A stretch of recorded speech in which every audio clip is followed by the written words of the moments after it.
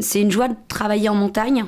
C'est un espace de liberté, de liberté dans la nature, mais de liberté aussi dans la société.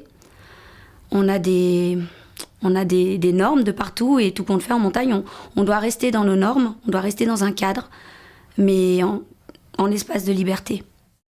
Au quotidien, la montagne, on l'aperçoit comme quelque chose qui change et qui évolue avec les saisons, de la neige, donc l'hiver, au printemps, avec la neige dans les faces, avec des courses différentes pour nos clients.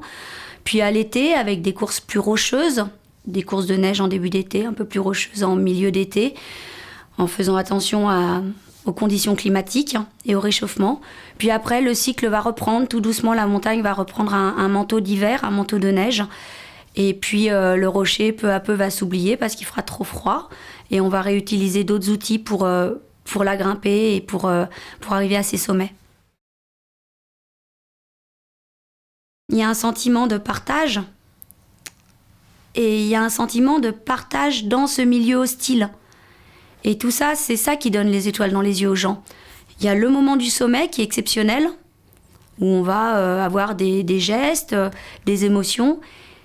Après, il y a la descente, qui est encore compliquée, qui est encore fatigante, où il va falloir rester encore concentré.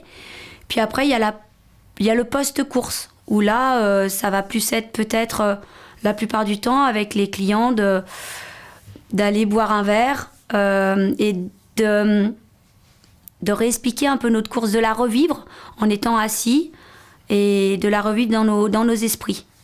Et là, c'est là que les liens deviennent plus forts encore avec notre client. Et c'est là que les yeux brillent encore plus, mais les yeux brillent mais de fatigue aussi. La montagne va toujours s'imposer à nous. On va faire un moment, un court instant partie d'elle. Mais ce sera toujours elle le chef.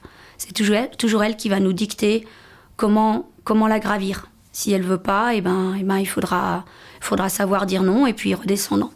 Et puis on la gravira un autre jour ou un autre mois ou un autre moment. En exerçant notre métier de guide, on est témoin effectivement de la fragilité de la montagne. On est les premiers à l'avoir évolué avec d'autres scientifiques, mais à l'œil nu, on voit évoluer pendant la saison et de saison en saison. Qui plus est, quand on a pratiqué la montagne depuis enfant, on la voit bouger cette montagne. Peut-être qu'elle rebougera dans un autre sens un jour. Mes parents étaient passionnés, donc j'ai fait un premier 3000. Mon premier 3000, j'avais 9 ans, mon premier 4000, j'avais 11 ans. Les paysages de mon enfance qui m'ont marqué, ce sont ces paysages de glaciers et de peu de moraines, beaucoup de glaciers, et puis des pentes de neige parce que c'était des sommets faciles, donc des pentes de neige. Est-ce que tout ça, ça a changé par rapport à mes yeux d'enfant ?